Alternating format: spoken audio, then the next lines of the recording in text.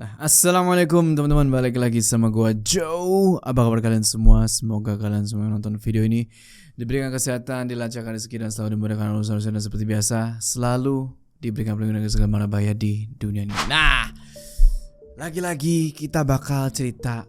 Ini cerita panjang bukan main. Lebih panjang daripada yang kemarin. Kalau kemarin terakhir kita tuh cerita series, judulnya itu adalah Bukit Orang Bunian. Nah sekarang gue bakal ngebawain cerita juga dari penulis yang sama nih, yaitu MWV Mystic. Wah, buat MWV Mystic makasih banget nih udah ngasih gue kesempatan buat ngebawain cerita-cerita yang keren kayak gini. Jadi cerita yang mau gue bawain kali ini judulnya itu adalah Surau. Nah jadi cerita kali ini itu ada di daerah Minang, Sumatera, yang dimana kita sebut aja nama desanya itu Desa Limaubare. Nah waktu itu ada seorang pria nih yang lagi ngegiring bebek-bebek yang jumlahnya itu banyak. Ada puluhan ekor lah. Itu bebek-bebek ya selayaknya bebek gimana sih kan, jalan ngejajar lurus gitu. Nah diarahin ini bebek buat dikasih makan ke area persawahan. Di sawah-sawah itu nantinya ini bebek-bebek bakal dikasih makan keong-keong. Nah, sebenarnya warga-warga di situ pada seneng gitu loh, karena dengan adanya bebek-bebek yang nyari makan di persawahan itu, otomatis nantinya bakal mengurangi hama-hama yang ada di sana. Jadi warga-warga itu nggak ada masalah sama sekali. Nah, kita balik lagi nih ke si penggembala bebek ini kan. Jalan nih si penggembala bebek ini di sebuah jalan setapak. Jalan-jalan. Nah, sampailah dia di satu titik di mana di tepi jalan setapak itu ada sebuah surau, atau bisa dibilang musola. Nah surau ini dindingnya itu kayak bangunan belum jadi gitu loh. Dindingnya masih dari semen kasar, lantainya juga masih dari semen acian, dan di surau itu udah terpasang kaca, tapi ya masih kayak bangunan setengah jadi. Nah pas si penggembala bebek ini ngelewatin ini surau, tiba-tiba dari puluhan bebek itu ada satu bebek nih yang nggak tahu kenapa mendadak keluar dari barisan. Ini bebek berdiri ngadep ke arah surau dan cuma diem aja.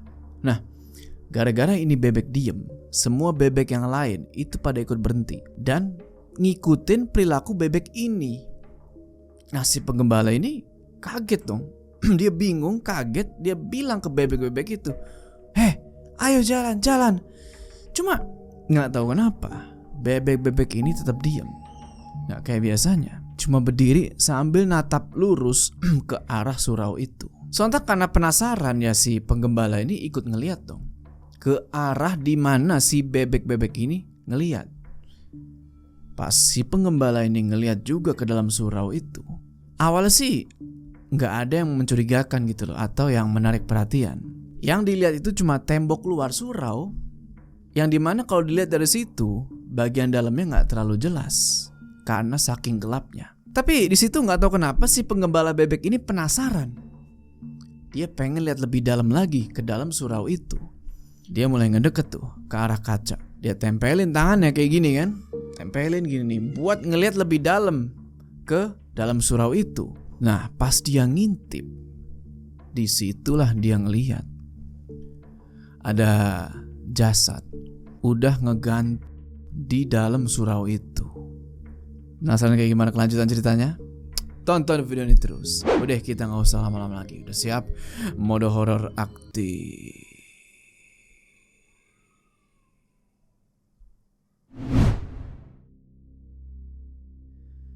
Gak nyangka udah mau selesai aja ya. Kayak waktu cepet banget rasanya. Tanda kiamat itu namanya, Barwa. Kamu bisa panggil saya pakai nama saya aja gak? Udah mau 3 tahun masih aja manggil saya pakai panggilan itu. Sekali Barwa tetap Barwa. Jadi gini ceritanya, kenapa kok si Marhan ini ya, nama aslinya Marhan, dia dipanggilin Barwa mulu sama si Niko. Jadi gini, 3 tahun yang lalu Marhan ini sebenarnya adalah santri pindahan dari Jawa yang dulu pas awal-awal masuk ke tempat dia ngaji sama Niko itu disuruh buat memperkenalkan diri nih di hadapan semua penghuni asrama laki-laki yang ada di situ. Jadi kenapa Marhan bisa sampai ngaji di pondok itu adalah karena salah satu pengajar di panti asuhan yang ada di Jawa, tempat asalnya Marhan, ngerekomendasiin dia buat belajar aja lah di pesantren itu. Dan pas banget nih, di pesantren itu Marhan langsung dapet temen namanya Niko, teman sekamar, orang asli Minang yang nemenin Marhan waktu itu.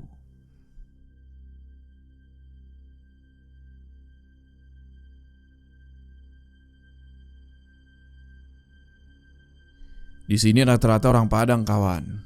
Jadi kamu perkenalannya pakai bahasa Padang juga, biar cepat akrabnya. Nah di situ ya Marhan karena pendatang itu dia nggak tahu apa-apa. Dia turutin lah tuh si Niko kan, karena dia lebih paham. Nah waktu itu kalau nggak salah ketika ba'da Isya, habis sholat jamaah, seluruh penghuni asrama pada ngumpul nih di ruang tengah. Dan Niko langsung ngebuka omongan di situ. Kawan-kawan, ada santri pindahan, mau memperkenalkan diri nih. Halo semuanya. Perkenalkan, saya Marhan, pindahan dari Jawa. Saya anak baru di sini dan saya sekamar sama. Pakai bahasa Minang. Bantu saya dong. Kan? Udah saya bilang pakai bahasa Padang. Ya udah, kamu ikuti apa yang saya bilang. Tapi kamu harus yakin dan kenceng ya suaranya. Assalamualaikum. Assalamualaikum. Nama Ambo Marhan. Nama Ambo Marhan. Ambo anak barua. Ambo anak barua. Ulang. Anak apa? Anak barua. Barua itu artinya baru. Anak baru. Anak barua. Tapi ya gitulah perkenalan awalnya si Marhan di asrama itu, dan semua santri di situ pada ngakak, termasuk Niko nih yang bangga banget karena dia ternyata berhasil ngerjain si Marhan.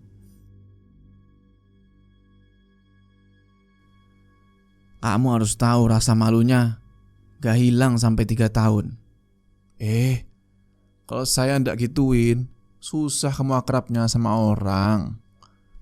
Percaya sama saya, nanti kamu bakal kangen sama panggilan itu kalau kamu sudah di Mesir sana. Orang Mesir mana ada yang manggil kamu begitu? Cuma saya aja di sini. Ya udah kan, Marhan cuma diem aja di situ. Sebenarnya dia masih kesel gitu loh. Begitu tahu apa arti sebenarnya barua ini, yang dimana artinya itu ya monyet gitu loh. Tapi ya mau gimana lagi kan? Semua kerasa cepet banget lah. Ya kayak baru masuk ke pesantren itu, kayak baru bulan lalu masuk, tahu-tahu udah lulus. Dari pertama si Niko ini malu-maluin dia, terus belajar sama santri yang lain, sampai akhirnya Marhan ini jadi salah satu santri yang paling menonjol di situ dari segi akademis. Yang dimana Marhan ini udah banyak menangin perlombaan tilawah Quran, dan itu 3 tahun yang lalu. Dan sekarang mereka udah hampir lulus nih. Si Marhan 4 bulan ke depan itu bakal ngelanjutin pendidikannya ke Mesir. Lagi-lagi atas rekomendasi pengajar yang ada di pesantren itu, karena Marhan ini menonjol kan akademiknya. Sayang gitu loh kalau kemampuan dan kepintaran si Marhan ini gak diasah ke jenjang yang lebih tinggi. Marhan bilang ke Niko, jangan bilang gitu, sedih saya nanti. Alah, tapi kamu yakin gak mau coba-coba beasiswa di sana juga? Siapa tahu dapat di kampus lain. Ketinggian kalau buat saya, Ru. Saya gak sepintar kamu buat bisa kuliah ke sana. Lagi pula, saya cuma mau jadi guru ngaji di masjid atau musola kampung, ngajarin anak-anak a, ba, ta. sampai mereka bisa hafal Al-Fatihah. Terus mereka sholat seumur hidup. Pahalanya kebagian buat saya, gak perlu gelar-gelaran. Sayang banget, hati seikhlas itu dibarengi sama kelakuan kurang ajar dalam satu tubuh. Itu namanya seimbang. Kalau saya gak ada jeleknya, bisa-bisa saya jadi nabi. Agak kesel juga nih ngeliat si Niko yang rada-rada barbar nih orang kayaknya nih. Tapi tetap baik. Udah tuh kan, karena ini posisi ngobrol lagi dalam asrama, si Marhan langsung rebahan tuh di atas kasur. Mereka berdua rebahan sambil mandang langit-langit tuh. Setelah kurang lebih beberapa menit diem-dieman, Niko nanya ke Marhan, "Jadi berapa lama lagi sampai kamu berangkat?" 4 bulan katanya. Lumayan lama juga. Mau kemana sambil nunggu berangkat? Balik ke Jawa? Enggak, saya enggak tahu mau ngapain juga di panti selama itu. Saya kepikiran hal lain. Kayaknya saya enggak mau sendirian di Mesir sana. Maksudnya? Kemana arahnya nih? Ya cari istri lah. Dasar si Barwa, pikirannya nikah terus. Loh, saya nggak tahu berapa lama di sana. Nanti kalau nunggu saya balik dari sana, tahu-taunya dikeburu nikah, terus udah punya anak, gimana? Saya bakal nyesel seumur hidup kalau sampai begitu. Emang udah ada yang mau sama kamu? Kalau dia bilang mau sama saya sih belum. Tapi dari roman-romannya sih bisa. Siapa? Santriwati di sini juga? Coba saya tebak. Salma. Di situ Marhan malah ngangguk lebih kencang lagi sama dia. Senyum sumringah gitu ya. Habis itu dia keluarin nih selembar surat, warnanya kuning, dari kantong dia. Marhan bilang, "Nih, suratku udah dibales." Jadi emang di dalam pesantren itu surat menyurat antara santri sama santriwati itu emang udah biasa dilakuin. Walaupun sebenarnya itu dilarang. Karena biasanya ada kurir atau orang yang diminta nganterin ini surat dari asrama cowok ke asrama cewek. Begitu juga sebaliknya. Nah, terus si Niko nanya nih soal surat ini kan. Apa katanya? Ya udah, pelan-pelan Niko buka itu selembar surat kan, set. Dia bacain tuh pakai raut muka yang udah berbunga-bunga lah di situ kan. Yang dimana pada intinya itu surat bilang kalau ya ini udah diterima, isinya udah dibaca tapi belum bisa jawab. Nah, si Marhan ini disuruh nanya langsung ke ayahnya si Salma ini kalau emang serius. Nah, di situ Marhan langsung bangun dari posisi dia tidur dan dia duduk lagi. Tatapannya tiba-tiba serius banget dan penuh ambisi tuh. Dia busungin dada begini, dia tarik nafas dalam-dalam, terus dia bilang, "Dengar, setinggi apapun pohonnya, Barwa bakal tetap bisa panjat pohon itu dan ambil buahnya." Aduh, ya Allah, temanku ini.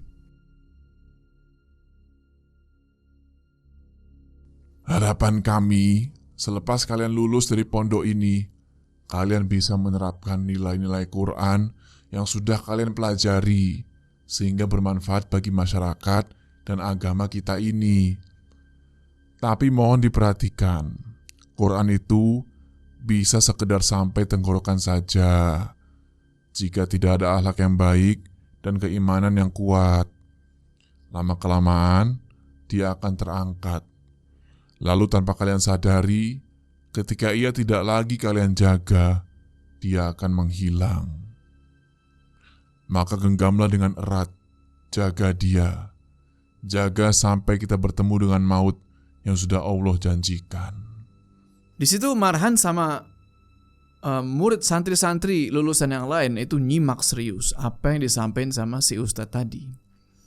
Beberapa di antaranya sampai nangis gitu loh, karena tersentuh sama apa yang dibilang si ustadz. Sebagian mereka juga sedih gitu loh, karena nginget momen kebersamaan mereka selama ada di pesantren itu.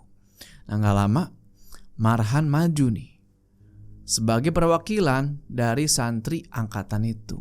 Dia diminta bicara nih, diminta buat nyampein kesan dan pesan, serta kenangan selama dia jadi santri 3 tahun di pondok itu. Udah tuh kan, si Marhan pidato tuh. Wah, dia itu public speakingnya bagus. Dan ya pas lah sama gelar lulusan terbaik yang dia sandang. Nah, singkat cerita, selesai serangkaian acara wisuda secara simbolis ya. Mereka semua dinyatakan lulus dari pesantren itu. Para orang tua yang udah nunggu anak-anak mereka di barisan kursi belakang itu langsung pada berdiri. Nunggu didatengin sama anak-anak mereka tuh yang mulai pada berlarian ke belakang buat cium tangan sama meluk orang tua mereka masing-masing. Nah, Marhan di situ cuma bisa ngelihat aja tuh adegan cium tangan sama peluk-pelukan antara anak sama orang tua. Karena jujur aja, Marhan itu yatim piatu, nggak tahu siapa sebenarnya orang tua dia, yang artinya ya orang tuanya sudah meninggal setelah dia lahir. Nah, karena itulah dia tumbuh di sebuah panti asuhan yang ada di Jawa. Dan saat itu perwakilan pantinya juga gak bisa datang, karena ya bisa dibilang jaraknya jauh banget. Pesantren ini ya udah beda pulau. Ya Marhan cuma bisa nangis ngeliat pemandangan itu, karena ya gak bohong lah, pasti ada rasa iri di hatinya Marhan. Nah, selang beberapa saat kemudian tiba-tiba dia ditepok nih dari belakang. Gak pakai balik badan, Marhan udah tahu nih siapa yang nepok dia dari belakang. Sosok yang ada di belakang dia ini bilang, "Selamat atas kelulusannya Marhan. Nanti sempat-sempatkan kesini kau libur kuliah ya." "Iya Ustadz, insya Allah." "Saya berharap lebih sama kamu Han. Kamu punya potensi besar. Dan Allah takdirkan kamu punya kelebihan di sini.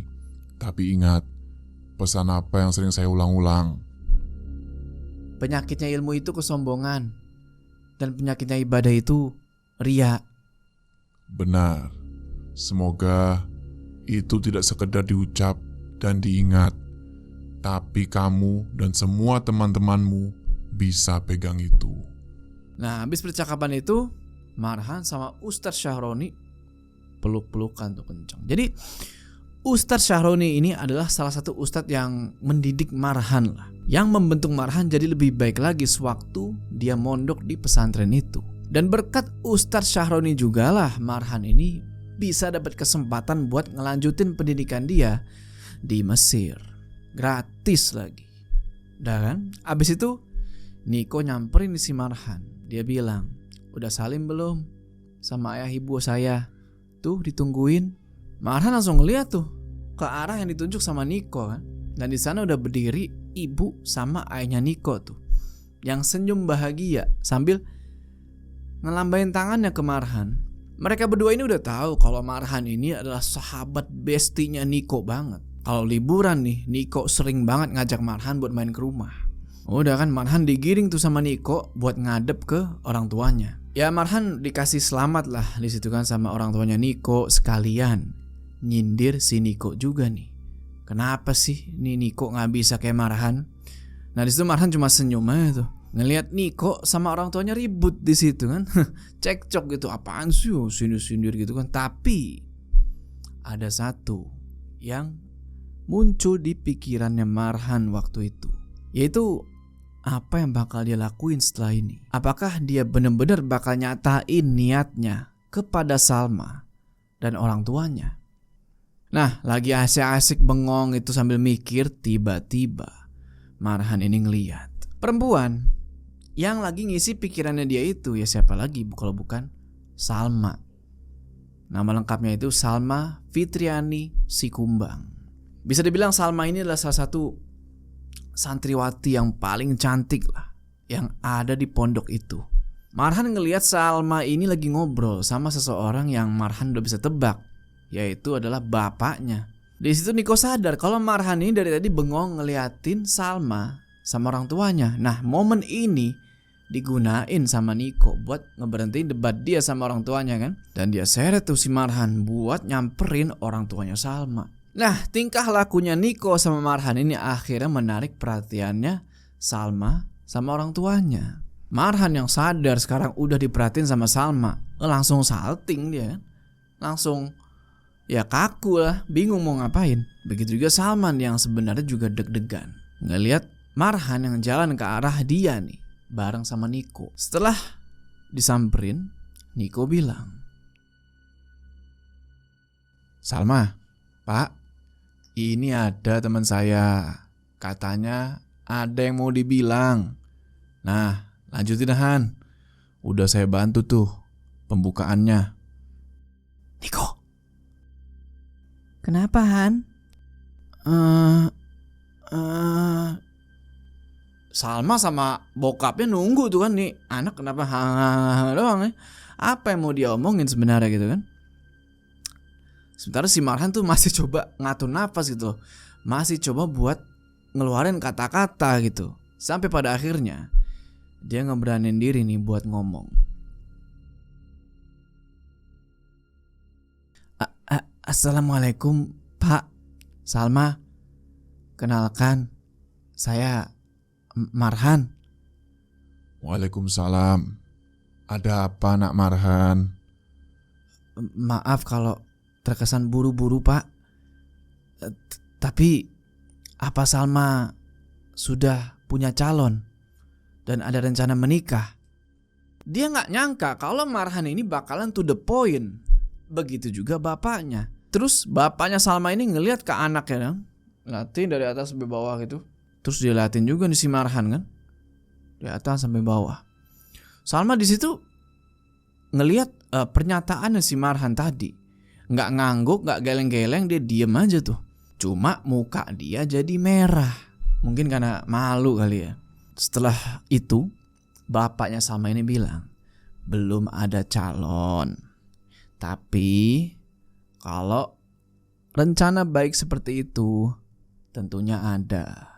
Wah, di situ si Marhan makin deg-degan gitu. Keringetnya tiba-tiba ngucur deres. Habis itu dia bilang, "Kalau Bapak mengizinkan, saya mau menikah sama Salma, Pak." Kalian gak pacaran kan? "Enggak, Pak. Saya bahkan cuma sekedar mengenal Salma aja, Pak.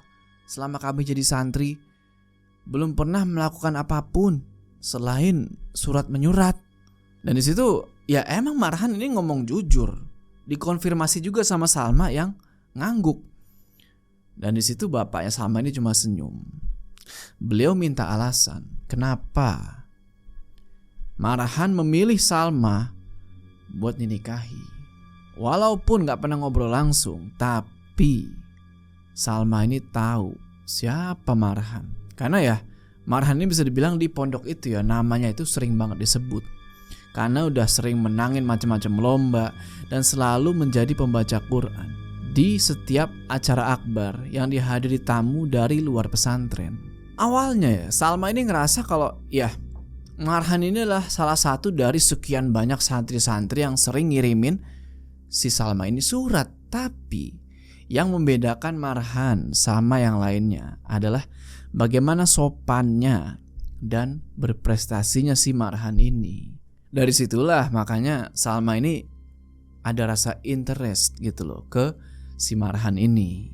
Habis dari situ bapaknya Salma nanya lagi nih, Kamu hafal Quran? "Insya Allah Pak, saya hafiz 30 juz. Saya juga sering menjuarai lomba-lomba tahfiz dan tilawah." Kami tentunya tidak bisa langsung memutuskan di tempat ini ya anak Marhan. Kami juga butuh keseriusan kamu dan pembuktiannya. Saya juga harus tanya Salma, karena dia yang akan menjalani rumah tangganya. "Bagaimana cara saya kasih buktinya Pak?" Kamu pergi ke rumah Salma nanti ya. Kita bicarakan di sana. Kamu punya HP? Biar nanti bapak kirimkan alamat lengkapnya. Udah tuh kan, akhirnya mereka tuker-tukeran nomor HP tuh. Dan di tempat yang sama, bapaknya Salma ini ngirim pesan singkat ke si Marhan yang isinya itu adalah sebuah alamat. Ngebaca itu alamat, awalnya itu Marhan ngerasa aneh. Dia tanyain kan tuh soal alamat ini ke bapaknya Salma. Tapi cuma sebelum bapaknya Salma ini sempat ngejawab, si Niko sambil ketawa-ketawa dia tepok tuh pipinya si Marhan sambil bilang, di kampung mana ada nomor rumah sama nama jalan. Marhan terus bingung dong, lah terus gimana cara bisa nemuin rumahnya? Akhirnya Niko maju nih kan, dia nanya, maaf pak, ini rumahnya atas nama siapa ya? Nah, bapaknya Salma ini jawab, bilang aja rumahnya Datua Kayu. Nah, ternyata nama bapaknya Salma ini adalah Datua Kayu. Nah, Niko disitu langsung ngangguk-ngangguk, dia udah paham sama alamatnya segala macem. Dia bilang lagi nih ke si Marhan, nih, udah bisa sampai kan? Kamu nanti pergi ke alamat rumahnya. Sambil dia cengin lagi nih si Marhan kan, maklum pak, orang dari kota, bingung lah dia di sini. Alamat kok pakai warna cat sama pohon. Ketawa lah si Datua Kayu kan. Akhirnya dia tanya juga nih namanya si Niko, dan mereka kenalan juga tuh sama Niko. Tapi Niko disuruh bilang, saya belum ada rencana menikah loh pak. Ya udah kan, siapa yang nanya juga. Itu lagi-lagi candaan Niko ngebuat Datua Kayu ketawa di situ. Ya udah kan, singkat cerita, selesai ngobrol-ngobrol, Marhan sama Niko pamit nih buat pergi, buat balik lagi ke orang tuanya Niko waktu itu. Nah, sampai di tempat orang tuanya Niko lagi, ayahnya Niko ini nanya, ngobrolin apa tadi? Ketawa-ketawa gitu kelihatannya si bapak. si Marhan mau nikah. Anak bapak itu dia tembak tadi. Wah, buru-buru banget. Terus gimana? Lanjut. Disuruh ke rumahnya dulu pak, sama bapaknya, Datua Kayu namanya. Hah? Ayahnya Datuk? Tinggi tuh posisinya. Di mana rumahnya? Dikasih tau lah sama Niko kan, alamat yang dikasih sama Datua Kayu tadi, yang kampung Limobareh bla bla bla bla bla. Nah, ibunya Niko ngebaca alamat itu, bilang kalau itu alamat ada di daerah terpencil. Ditanya nih ke Marhan kan, emang Marhan bisa ke sana, tahu jalannya? Ya Marhan bingung lah di situ kan, selain dia nggak tahu gimana cara ke sana, dia juga nggak tahu mesti naik apa ke sana. Dia sama sekali nggak punya kendaraan selama jadi santri di situ. Ya udah, akhirnya ayahnya Niko ini bilang, nah Niko, kamu temenin si Marhan ini pakai motor kamu. Di situ Niko langsung ngelihat ke Marhan dong, set. Gimana? Mau ditemenin? Marhan ya sebenarnya seneng, tapi di situ dia pura-pura jaim aja. Ya boleh, kalau nggak ngerepotin mah. Niko jawab, ya jelas ngerepotin lah. Tapi daripada kamu jalan kaki ke sana, mending saya anterin. Wah, Marhan seneng bukan main di situ kan, dia, wah makasih banget Niko, makasih. Marhan sambil jabat tangannya Niko tuh kenceng banget, dan itu orang tuanya Niko udah ketawa-ketawa bukan main. Dan sebenarnya orang tuanya Niko ini ngajak si Marhan buat tinggal sementara di rumahnya nih, di rumahnya si Niko, sambil nunggu jadwal keberangkatan nanti ke Mesir. Tapi Marhan sempat nolak. Dia ngaku kalau dia ini punya beberapa uang yang cukup buat nyewa kos lah selama beberapa bulan ke depan, sampai akhirnya nanti pergi ke Mesir. Uang itu dia kumpulin dari beasiswa dan ada juga beberapa dari hadiah-hadiah perlombaan yang udah dia menangin. Cuma di situ ibunya Niko ini bersikeras, baiknya itu duit ditabung aja buat bekal nanti kalau awal-awal udah pindah ke Mesir. Ya udah kan, Marhan sempat mikir, ada benernya juga sih. Dan ya udahlah, mau nggak mau akhirnya Marhan ini tinggal bareng sama si Niko buat beberapa waktu ke depan. Nah, beberapa waktu kemudian ada SMS masuk nih ke HP-nya Marhan pagi-pagi tuh. Pas dilihat, ternyata pengirimnya itu adalah dari Datuk Kayu, bapaknya Salma. Ini tuh SMS balesan dari pesanan Marhan sebelumnya yang cuma ngucapin salam ke Datuk Kayu. Ngelihat SMS itu, mukanya si Marhan langsung merah. Tiba-tiba jadi gugup dia. Dan Niko yang ada di sebelah dia jadi penasaran sama apa yang baru temennya itu baca. Niko nanya kan, kenapa sih? Marhan kasih unjuk lah nih kan HP-nya dia tuh. Pas dibaca sama Niko, dia ketawa. Dia bilang aja gak jadi pak, udah nemu yang lain. Marhan langsung, ini gimana bagus balesnya? Besok apa gimana? Lagi-lagi Niko ini nyeleneh jawabnya. Dia bilang, boleh besok. Nah Marhan yang agak ragu nanya lagi dong, yakin? Niko jawab, boleh. Kalau kamu mau jalan kaki sendirian, nyari alamatnya, motor besok mau saya pakai. Kesel lah Marhan yang bener lah. Kapan bisanya? Kan saya mau minta tolong dianterin. Niko jawab, ya jangan dadakan gitulah. Bilang aja minggu depan, hari Senin, 3 hari lagi. Ya udah tuh, Marhan langsung bales bapaknya Salma kan. Bilang kalau minggu depan hari Senin bakal ke sana, kira-kira berkenan gak? Gak lama Datuk Kayu bales dan bilang, siap, insya Allah bisa. Nanti kabari lagi ya. Nah waktu 3 hari itu Marhan manfaatin lah buat ngerapin penampilannya. Rambut dia cukur, kumis dia rapiin, sampai dia beli nih parfum yang paling wangi lah menurut dia. Dia pakai tuh setiap hari. Dia juga murojaah gitu ya, ngulang-ulang hafalannya supaya nanti kalau dites sama bapaknya Salma nih tentang hafalan Quran dia lancar. Apalagi kalau nanti dites suruh jadi imam. Mudah-mudahan dia bisa kan. Nah singkat cerita, 3 hari berlalu nih. Akhirnya tibalah di mana hari Marhan sama Niko berangkat ke rumahnya Salma. Gak lupa pamitan ya sama ibunya Niko kan. Dan disitu ibunya Niko ngedoain semoga sukses ya niat baiknya Marhan. Udah tuh berangkat mereka berdua pakai motor, jalan ke arah kampung Limau Bare. Nah suasana kampungnya Salma itu bisa dibilang, ya bener kata ibunya Niko, lumayan terpencil. Jalannya itu masih dari kerikil sama tanah merah. Dan singkat cerita sampai di daerah yang dimaksud waktu itu udah makin siang. Cuma nemuin rumahnya Datuk Kayu ini gak gampang menurut Marhan. Karena posisinya ada banyak rumah di kampung itu. Dan Marhan sendiri masih belum tahu nih gimana cara nemuin rumahnya Salma di situ. Sampailah di satu sudut jalan ada sebuah warung kecil. Dan ada beberapa orang nih yang lagi duduk-duduk sambil ngerokok di situ. Niko pinggirin motor, dia turun terus nanya ke orang-orang itu. Misi pak, mau nanya, rumah Datuk Kayu yang dicat biru di mana ya pak? Oh, Datuk Kayu, lurus arah ke kebun. Nanti di sudut jalan ada surau yang ada di jalan tanah. Kamu tetap ambil jalan berbatu, terus belok kanan, lalu lurus saja.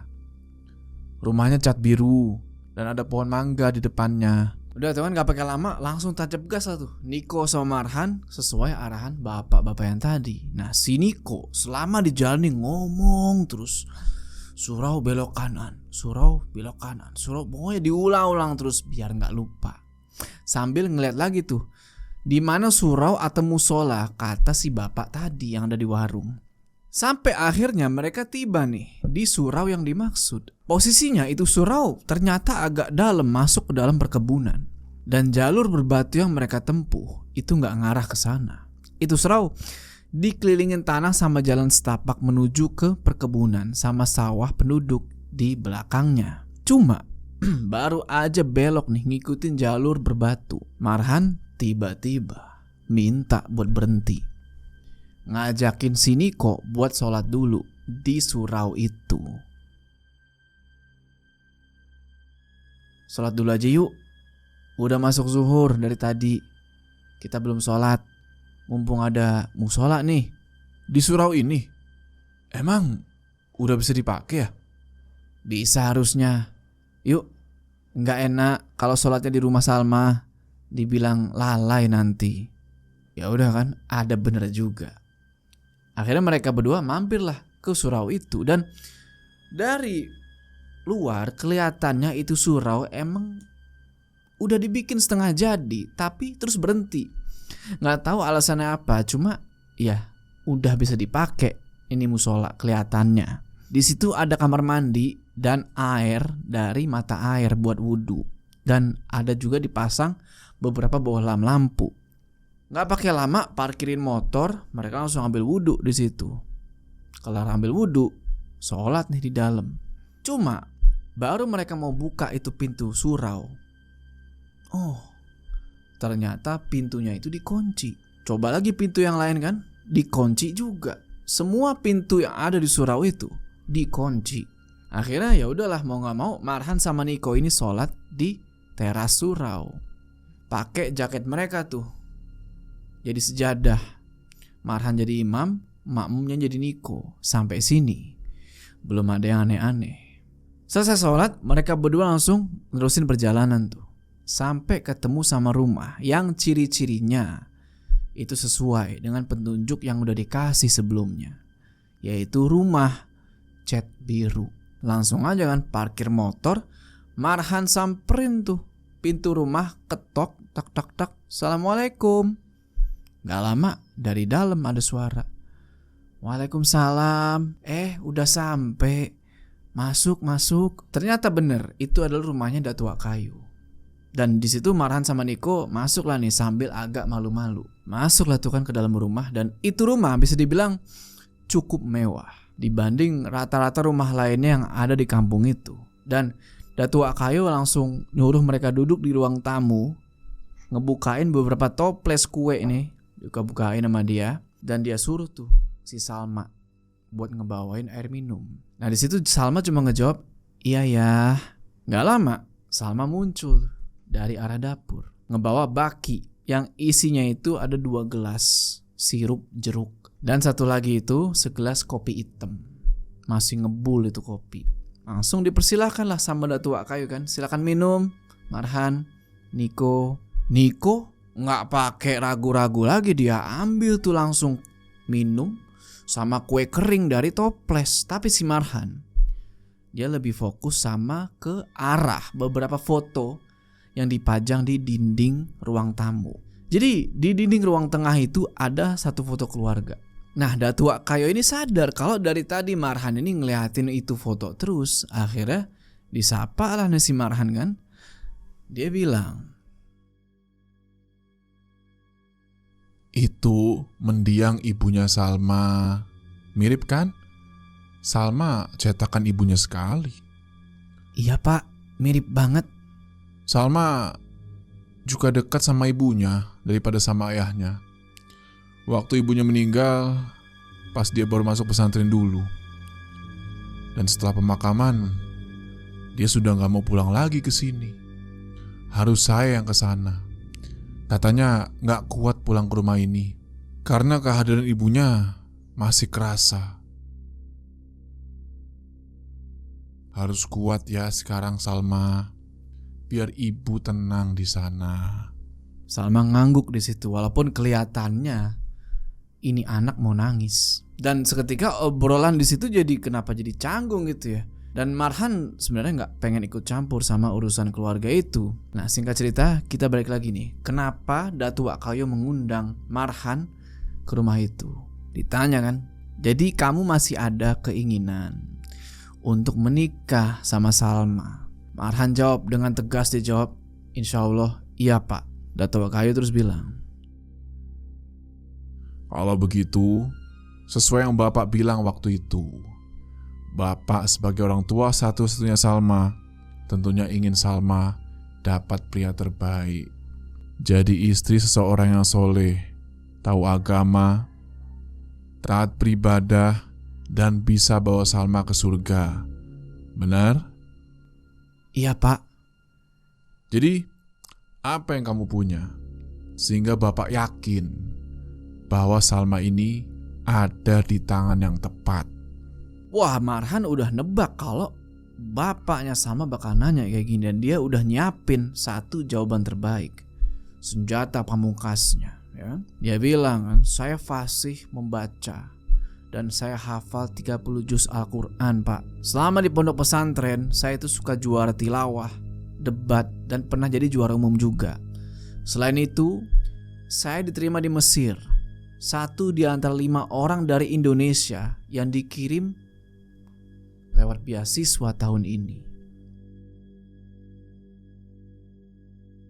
Baiklah, sepertinya kamu memang cukup soleh dan Bapak sebenarnya sudah suka. Tapi tentunya semua butuh pembuktian. Ucapan saja belum cukup.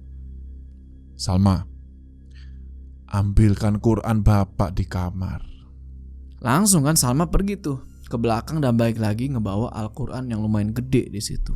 Dikasih Al-Quran ini ke Marhan. Datuk Kayo bilang, coba baca ayat apa aja. Di situ Marhan langsung bolak-balik itu Quran, nyari ayat favorit dia. Nemu nih ayat favorit dia, langsung dia bacain tuh. Dan satu rumah Datuk Kayo itu merdu banget bacaan Qurannya Marhan.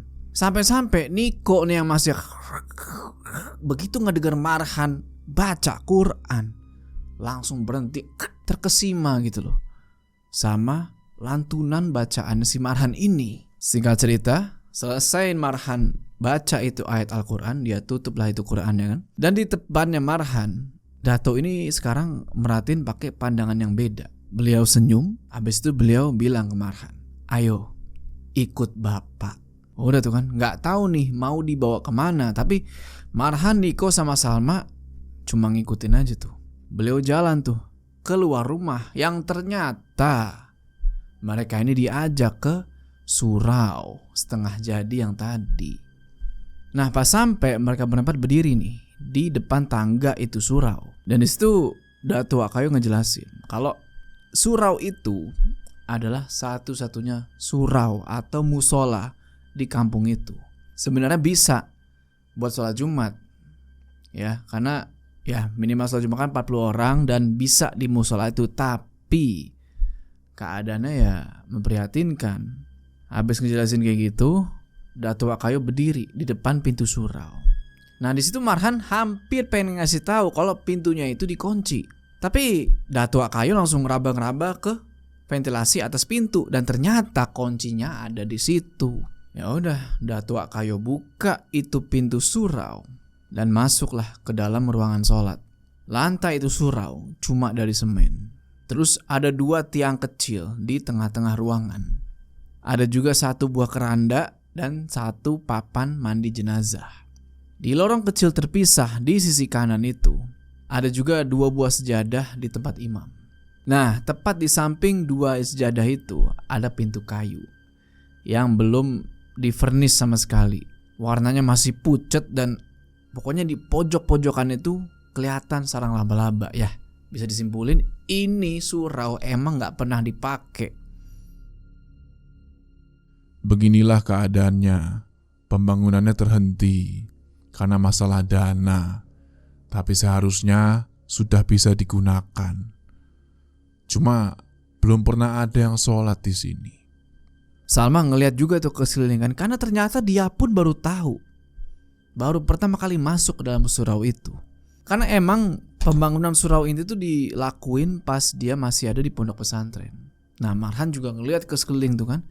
Dia mikir nih, ucapan datua ini benar. Walaupun ini surau masih setengah jadi, tapi kalau ya surau ini bersih dan gak lembab, ini udah bisa layak dipakai buat sholat. Marhan bilang, padahal ini sudah bisa dipakai kan Pak? Ya, tapi beginilah. Orang di sini masih susah diajak beribadah. Mereka masih nganggap sholat jamaah itu nomor sekian. Yang penting itu ke sawah, dapat uang, makan.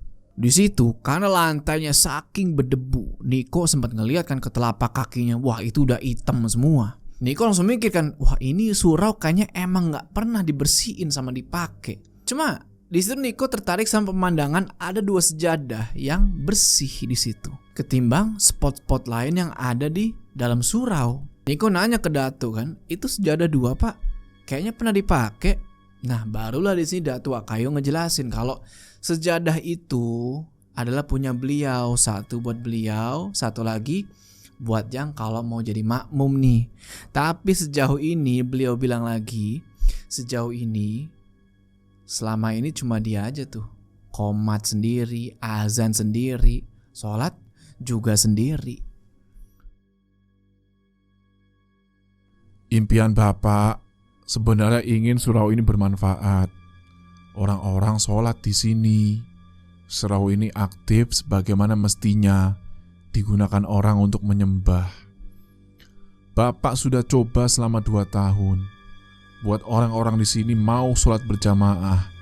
Tapi sejauh ini seperti yang Bapak bilang tadi, Bapak sholat sendiri saja di sini.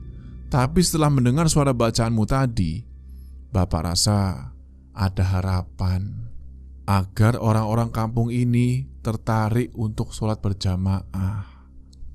Anggap ini ujian pembuktian untuk kamu, juga sekaligus permintaan terdalam dari Bapak. Kalau kamu bisa, Bapak minta tolong tarik orang-orang kampung ini agar mau sholat di sini dengan suara mengaji Marhan yang merdu itu. Kalau berhasil, Bapak akan restui kamu sama Salma. Wah, Marhan cuma diem di situ. Dia nggak langsung ngejawab itu tawaran. Habis itu Marhan nanya gini ke Datu Akayo, gimana kalau dia gagal? Gimana kalau setelah berusaha manggil tetap nggak ada yang datang? Apakah itu artinya nanti dia nggak direstui buat menikah sama Salma? Tapi di sini Datu Akayo bilang kalau ya Bapak juga nggak sejahat itu Marhan. Yang Bapak lihat usaha kamu.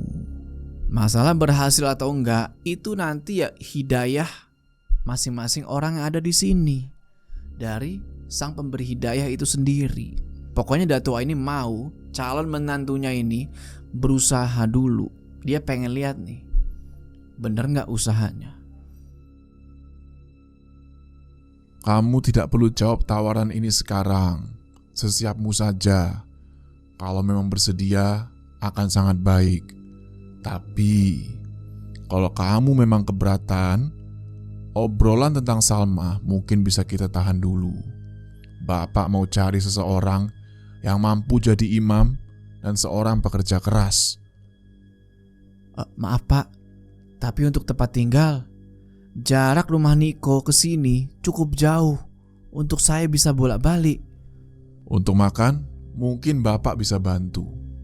Tapi kalau tempat tinggal, sepertinya Marhan harus tidur di sini. Di kampung ini, tidak ada yang menyewakan rumah atau kamar. Sedangkan kalau tinggal di rumah Bapak, takut kena fitnah. Nah, di situ Niko langsung bilang, "Oke Pak, Han, lu pikirin dulu nih baik-baik, mateng-mateng, ya kan? Lu bener nggak mau nikah sama Salma dan mau manggilin orang-orang buat sholat?" Dipikirkan dulu saja. Dari bacaan Quran dan ilmu kamu, Bapak tahu kamu punya kapasitas yang baik. Apalagi seorang lulusan terbaik. Tapi, apa guna ilmu di dalam kepala orang yang tidak mau mengajarkannya ke orang lain kan? Akhirnya di situ Marhan nurut lah nih sama si Niko buat coba dipikirin dulu kan. Dia janji bakal ngasih jawaban secepat mungkin ke Datua Kayu. Ya udah kan, setelah percakapan itu mereka berempat keluarlah dari dalam surau dan balik nih ke rumahnya Datua Kayu. Nah, Niko sempet nengok lagi nih ke arah belakang, merhatiin itu surau. Nggak tahu kenapa sejak di dalam tadi, sejujurnya Niko ini ngerasa nggak tenang, agak gelisah gitu. Dan setelah ngobrol sebentar, Marhan sama Niko pamitan tuh sama Datuk juga Salma, pengen pulang. Nah, naik motor lagi kan mereka berdua nih. Di sepanjang jalan pulang, Marhan ini anehnya jadi pendiam, kayak yang lagi mikir sesuatu. Dan singkat cerita, sampai di rumah Niko, Marhan turun dari motor, dia lepas jaket, terus dia nanya nih ke Niko, "Nik, kenapa kamu nyegah saya tadi? Jangan terlalu gegabah. Kamu gak tahu, orang Minang itu keras kepala dan tidak bisa diajar dengan dalil. Adatnya kuat. Jadi kamu nyuruh saya untuk tidak mengambil syarat ini? Saya nggak akan ngelarang kamu. Saya hanya minta kamu buat berpikir jernih dan berencana. Kamu punya batas waktu sebentar buat bisa bikin surau itu ramai sebelum kamu ke Mesir. Kalau kamu cuma datang saja dan sholat di sana, Datuk udah ngelakuin itu 2 tahun dan gagal. Ya kan tadi kamu dengar, menurut Datuk, saya punya daya tarik dan bacaan Quran. Ini bisa jadi aset yang bikin orang datang berjamaah. Kita bisa pakai pengeras suara kalau perlu. Lagi pula, ini bukan soal berhasil atau tidak, tapi lebih kepada mengambil tantangan sebagai seorang pemberani atau mundur sebagai seorang pecundang. Kamu yakin? Yakin, seyakin-yakinnya. Niko udah gak bisa bantah lagi karena jujur aja dia tahu kalau sahabatnya yang dia kenal ini selama 3 tahun ini emang punya jiwa warrior gitu ya, jiwa pejuang yang tinggi banget dan pemberani. Niko cuma bilang di situ, ya udah, selamat berjuang. Nah, Marhan bingung di situ kan, loh, emang kamu nggak ikut sama saya? Ya Niko bilang lagi, lah sejak kapan saya ikut sama rencana ini? Yang mau nikah sama Salma kan kamu. Tapi Marhan lagi-lagi mohon-mohon lah di situ karena dia butuh seseorang teman yang pertama bahasa Minangnya lancar dan mau nemenin dia. Karena kalau pergi dengan orang yang lancar bahasa Minang, ya akan semakin mudah menarik orang-orang di sana buat sholat. Tapi Niko nggak langsung setuju di situ. Dia bilang, nggak saya capek. Kamu selesain saja urusan kamu sendiri, pakai caramu sendiri. Cuma di sini tiba-tiba Marhan kepikiran nih sama trik yang bakal bikin Niko mau ikut dia.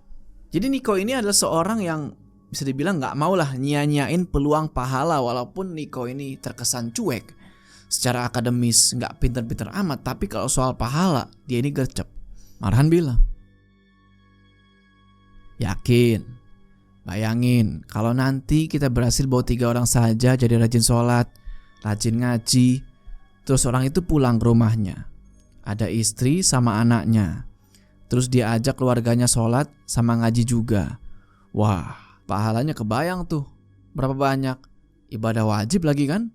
Nah, di situ Niko diem, ya kan? Ditawarin kesempatan pahala jariah, Niko diem. Setelah mikir keras deh kan, akhirnya di situ Niko setuju buat ikut bareng sama Marhan ngurusin itu surau. Tapi lagi-lagi Niko nanya nih, yakin emang mau tinggal di sana? Yakin? Kenapa emangnya? Kamu takut tinggal di surau terlantar kayak begitu? Takut sih enggak, tapi saya ngerasa gak nyaman di dalam surau itu. Kayak ada yang aneh aja. Kamu gak ngerasa? Masalah pengap atau panas, ya itu paling karena sirkulasi udaranya aja. Kalau kita isi dan bersih-bersih, bakal nyaman kok. Bukan gak nyaman yang begitu. Ada yang aneh pokoknya dari suraunya, dan saya gak tahu apa.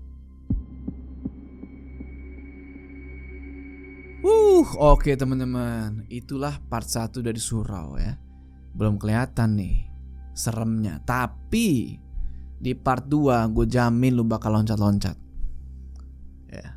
Jadi bagi yang penasaran, tonton di part selanjutnya. Oke, sebelum kita berpisah, jangan lupa kalian like video ini, dan bagi yang belum subscribe, ayo subscribe sekarang ke channel ini supaya kalian gak ketinggalan part 2 dari cerita ini. Gua Joe, sampai ketemu di part selanjutnya.